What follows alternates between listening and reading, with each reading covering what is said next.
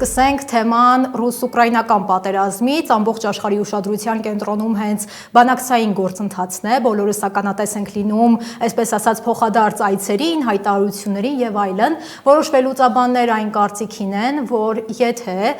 բանակցային գործընթացում ինչ-որ հաջողություններ լինեն ապագայում, ապա դրանք ուղղակի ազդեցություն կունենան Ռուսաստանի դաշնակիցների ու մասնավորապես Հարավային Կովկասում դրա արձագանքը կտեսնենք։ Ըստ ձեզ, ինչպիսի զարգացումների ականատես կլինենք շուտով։ Եթե խոսքը ռուս-ուկրաինական բանակցությունների հեռանկարների մասին է, իրականում ըստ էության խոսքը ռուս-ամերիկյան բանակցությունների մասին է, ապա ես կարծում եմ դեռևս որոշ ժամանակ այս process-ը շարունակվելու է բանակցային, քանի որ ըստ էության մենք հիմա ականատես ենք այն փուլին, երբ վերամշակված ամերիկյան պլանը, այսպես ասեմ, վերամշակված ամերիկյան պլանը, որը որ վերամշակվել է կամ կորեկտիրովկա է ենթարկվել եվրոպացիների հետ բանակցություններից հետո, եվրոպացիների եւ ուկրաինացիների հետ բանակցություններից հետո, ըստ էության բերվեց Մոսկվայում քննարկվեց մոտ 5 ժամ, ես կարծում եմ հիմա Մոսկվան իր առաջարկները մտցրեց այդ պլանի մեջ եւ եթե սկզբնական փուլում հիշում եք այդ Տրամփի պլանը կամ ամերիկյան պլանը 28 կետ էր պարունակում, հետո ուրեմն դարձավ 19, հետո նորից 24, հիմա պարզվեց, որ 4-ը տարբեր նախագծեր գոյություն ունեին, որը որ թե Վիտկոֆը, թե Կուշները ներկայացրել էին Պուտինին եւ բանակցող այլ ուրեմն մարդկանց հիմա ես ինձ համար ճիշտ ասած միանշանակ չէ թե որ կոնկրետ պլանի շուրջ է ի վերջո խոսքը գնացել, որովհետեւ ինչ որ մի բան հիմք է որպես վերծվել, որի շուրջ խոսվել է, բայց պարզ է, որ հիմա ռուսական կողմն է, այսպես ասենք, իր առաջարկները մտցրել որևէ փաստաթղթի շրջանակում եւ որքանով ես հասկանում եմ համենայն դեպս մոտ ժամանակներս, եթե ոչ այսօր, Մայամիում նորից բանակցային գործընթաց է սկսվել արդեն Միացյալ Նահանգների նույն ներկայացուցիչների կողմից եւ Ումերովի հետ։ Ուկրաինայի մյուս կողմից Ումերովն է մասնակցում այդ բանակցություններին։ Սա նշանակում է, որ ամերիկյան կողմը բան ունի ասելու ուկրաինացիներին եւ այդ կոնտենտը, որով իրենք փորձելու են խոսել ուկրաինացիների հետ, ամենայն հավանականությամբ ձևավորվել է նաեւ մոսկովյան բանակցությունների արդյունքում։ Պարզ է, որ այն պլանը, որը որ կոչվում է վերամշակված պլան, համենայն դեպս այն մասը, որը մեզ հայտնի է, կամ այն ինֆորմացիան, թե ինչի շուրջ չեն կարողացել պայմանավորվել կողմերը, դա ամենասկզբունքային կետերն են Ռուսաստանի համար, այսինքն խոսքը նախ եւ առաջ տարածքային հարցերի մասին է, այսինքն ուկրաինացիները փաստացի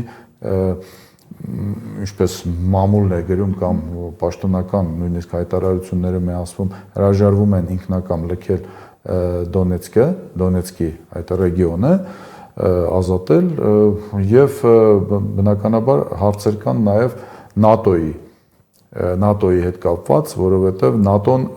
ՆԱՏՕ-ի անդամակցությունը դիտարկվում է որպես Ուկրաինայի անվտանգության երաշխիքներից մեկը եւ ուկրաինացիները ըստ էության դրա շուրջ էլ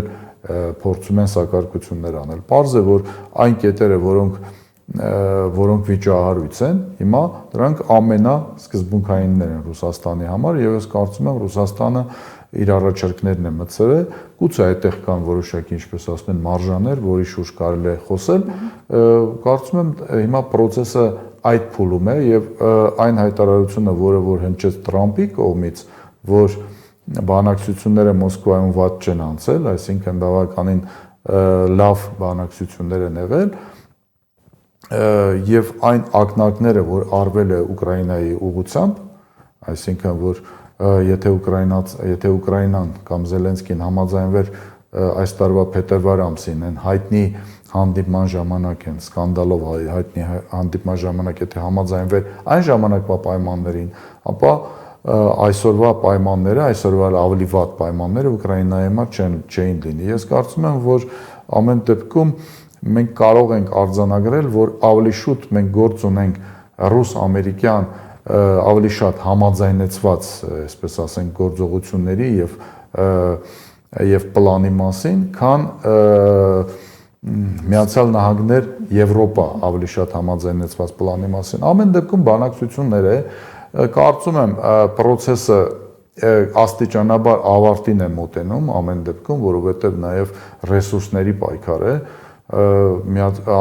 Ուկրաինայի ռեսուրսները անսպառ չեն, առավելևս ձմեռ է արժևում եւ ոչ միայն արժևում, այլ սկսել է այդ ձմեռը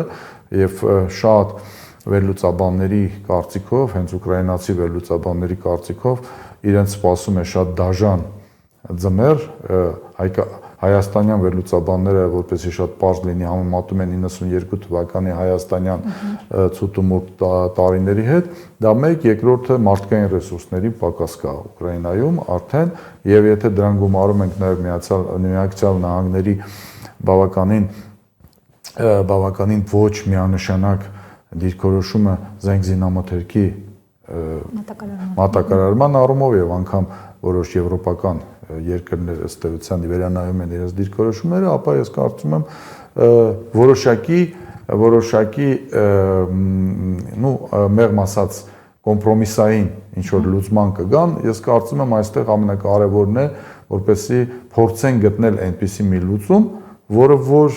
թույլ տա կողմերին պահպանել դեմքը, այսինքն որպեսզի որևէ մեկը ուղղակիորեն որևէ մեկի հաղթանակը, որպես այդպեսին, ուղղակիորեն չարձանագրվի։ Թեպետ պարզ է, թե ով է հաղթողը ամեն դեպքում։ Պարոն Հակոբյան, տեսեք, շատ վերլուծաբաններ նաև այն կարծիքին են, որ չնայած նրան, որ այս բանակցությունները ավելի շատ Ամերիկա-Ռուսաստան բանակցություններ են, բոլորս էլ ակնհայտ տեսնում ենք, որ այս բանակցություններում վերջին հանդիպումներում որևէ ուկրաինացի պաշտոնյա ոչ խոսում է, ոչ ներկա է գտնվում, այսինքն Ուկրաինան դրվել է բանակցային սեղանի վրա, կոպիտ է հնչում, բայց այդպես է։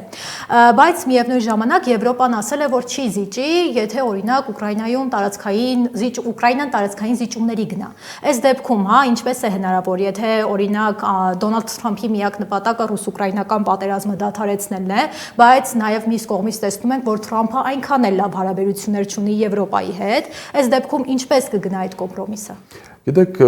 դուք ճիշտ նկատեցիք, որ ըստ էության Եվրոպան է հիմա, որ փորձում է, այսպես ասենք, հնարավորինս երկարաձգել կամ տորպեդավորել այս գործընթացը, որի նախաձեռնողները Միացյալ Նահանգները եւ Ռուսաստանն են։ Ռուսաստանն են, այստեղ հիմա այլ խոսակցություն է, թե ով ինչ մասնաբաժին ունի այդ ներկայացված ամերիկյան պլանում,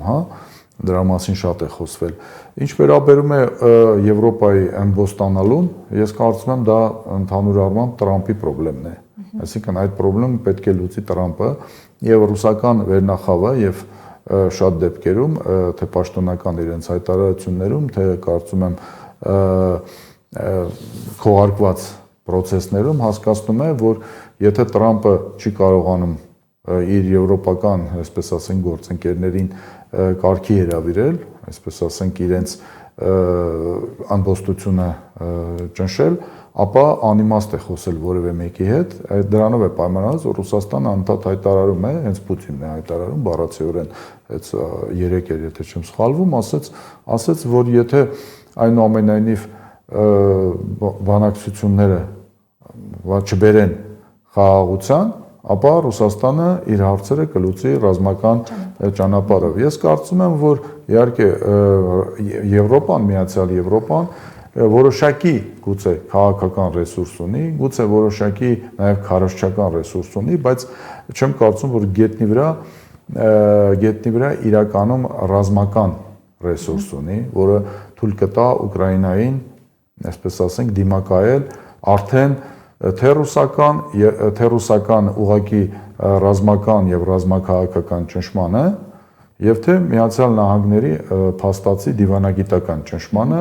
որը որ իր մեջ պարունակում է նաեւ զենք զինամթերքի վերաբերյալ որոշ էմբարգոյի հարցերին, Ուկրաինային տրամադրելու առումով։ Ես կարծում եմ, որ սա ժամանակի հարց է։ Եթե իսկապես միակ ռեսուրսը Ուկրաինայի մնա Եվրոպան, որը նույնպես միատարր չէ, ինչպես հայտնի է, այսինքն այնտեղ արդեն ձևավորում է նույնիսկ փոքր կամ միջին կոալիցիաներ, որոնք եվրոբյուրոկրատիայի քաղաքականությանը դեմ են, ապա ես չեմ կարծում, որ այդ process-ը, այսինքն Եվրոպայի ռեսուրսները այնքան մեծ են լինելու, որպեսզի դիմակայեն համատեղ ռուս-ամերիկյան ձգտումներին, որոնք տարբեր նպատակներ բնականաբար ունեն, թե ամերիկացիները, թե ռուսները այս process-ում իրենց ձգտումներին, այսպես ասենք, խաղաղություն արձանագրել։ Պարոն Հակոբյան, անդրադառնանք Հայաստանի ներքաղաքական իրադրությանը, ընդամենը մի քանի օր առաջ կառավարությունը հրապարակեց գրեթե 3 տասնամյակ Մինսկի խմբի լուծարումից հետո հրապարակեց հայտնի բանակցային փաստաթղթերը, որոնք ըստ ընդդիմության էլի կիսատ պրատեին ու ամենակարևոր փաստաթուղթը, որը դարձել է Փաշինյանի քարոզչական իմպերիայի մասը, դա Քիվեսթյան փաստաթուղթն էր, որը բացակայում էր։ Հստակ բոլորս էլ տեսանք, Փաշինյանը ազգային ժողովում որքան էլ փորձեց արդարացնել ու այդ ամեն ինչը ձևակերպել օգուտ իրեն, բայց ամեն դեպքում ընդդիմությունը ասեց, որ եթե օրինակ Քիվեսթյան փաստաթուղթը չկա, բա որն էր հիմքը, երբ որ դու ասում ես, թե Քիվեսթյան փաստաթղթով Մեղրին փոխանակվելու էր Արցախի հետ, այսինքն Մեղրին մնալու էր Ադրբեջանին, իսկ Արցախը մնալու էր հայկական։ Խոսենք այս թեմայի մասով։ Ինչ է կատարվում, ինչու չի հրապարակվում Քիվեսթյան փաստաթուղթը, արդյոք այն անհետացել է։ Գիտեք, Քիվեսթյան փաստաթուղթը ըստ էության դա Մինսկի խմբի շրջանակում ձևավորված փաստաթուղթ չէ, դա ըստ էության ուղղակի բանակցային փաստաթուղթ էր, նախագիծ որպես, որտեղ միջնորդը Միացյալ Նահանգներն էին, ամենաբարձր մակարդակով։ Այսինքն դա փաստաթուղթ էր, որը որ բանակցային գործընթացի, Մինսկի խմբի, ասենք շրջանակում, բանակցային գործընթացի հիմք չէր հանդիսանում։ Դա ինչպես դիվանագետներն են ասում, non-paper փաստաթուղթ էր, որը որ ըստ էության ինքը պաշտոնական փաստաթուղթ չէր, որպես հիմք չէր հանդիսանում։ Այդ իսկ պատճառով հիմա ես դժվարանում եմ ասել Նիկոլ Փաշինյանը ինչի մասին է խոսում, երբ ասում է չի կարող գտնել, գիտեք, արդեն մի քանի անգամ ասում է կոնդիցիոներներում է գտնում, չգիտեմ ինչ որ, չգիտես ինչու, ասենք սառնարանի ոտքի տակ եւ այլ այսպեսի բաներով է, հա ինքը խոսում, թղթերը այդ բաների մեջ է, ասենք էլի, ինքը միշտ ինչ որ աղբի մեջ է գտնում, թե ինչ է գտնում, ես լավ չեմ պատկերացնում, ասենք ինչ վիճակ է բանում, արտգործ նախարարությունում մեր կամ կառավարությունում, եթե այսպես հույժ գախնի միջև վերջերս փաստաթղթերը այդպեսի տեղերում են պահվում,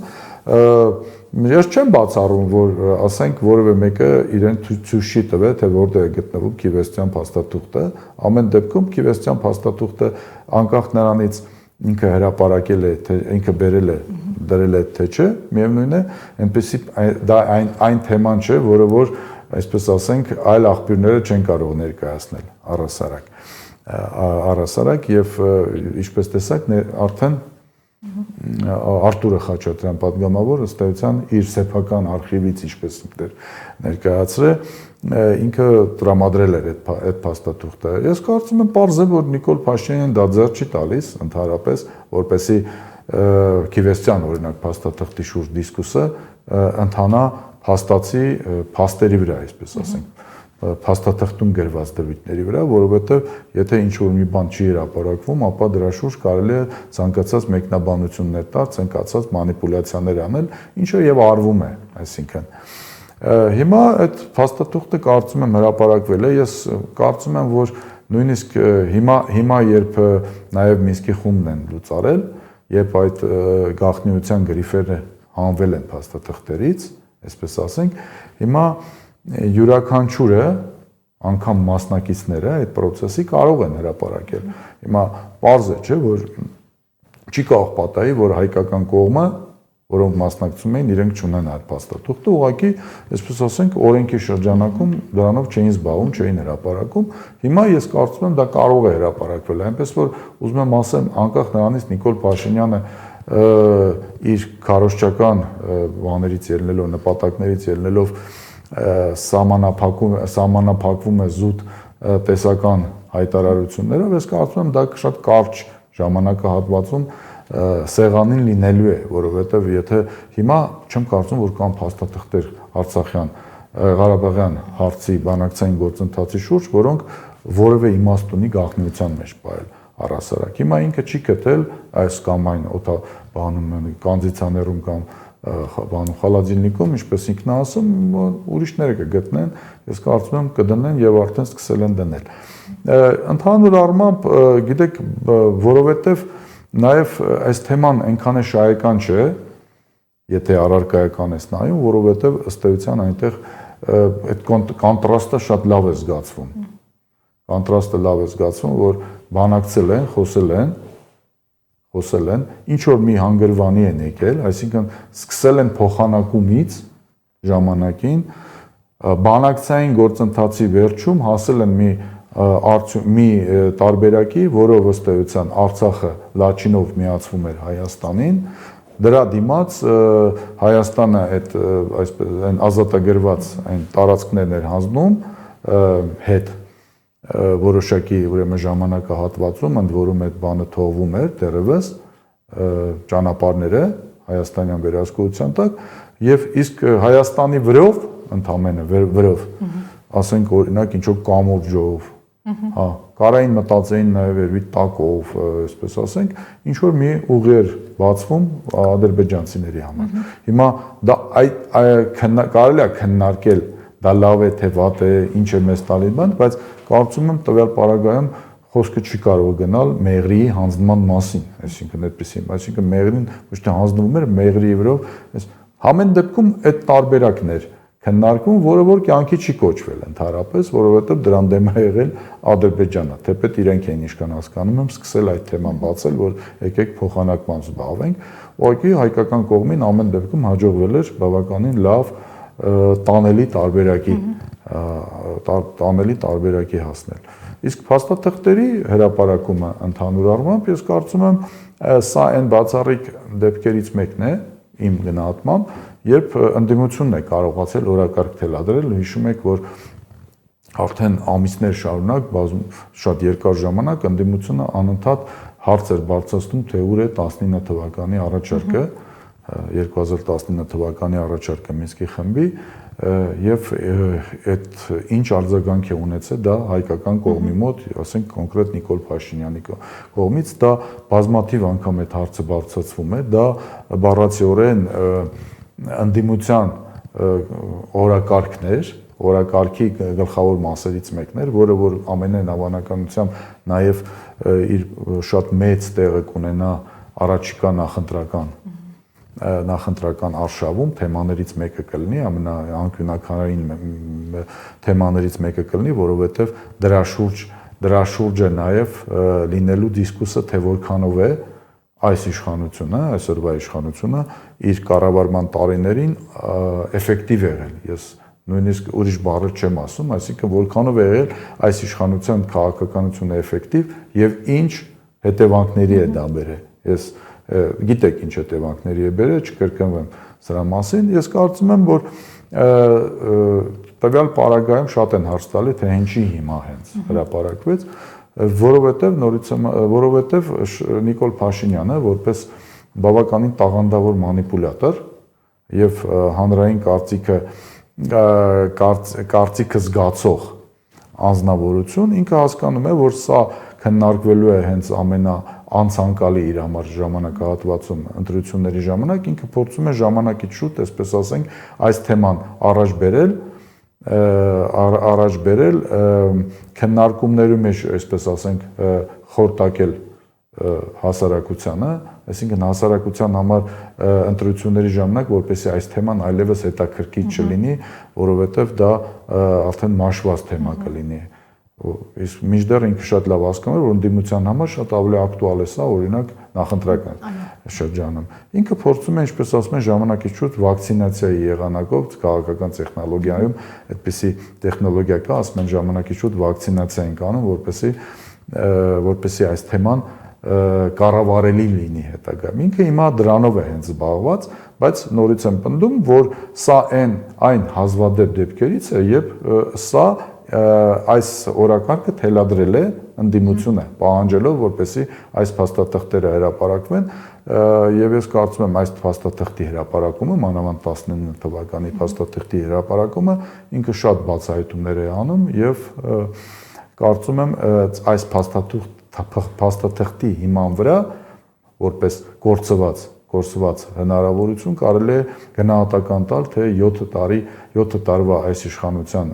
գործունեությունը ինչի է բերել Հայաստանին եւ քաղաքական առումով եւ մարդկային ռեսուրսների ոչնչացման առումով։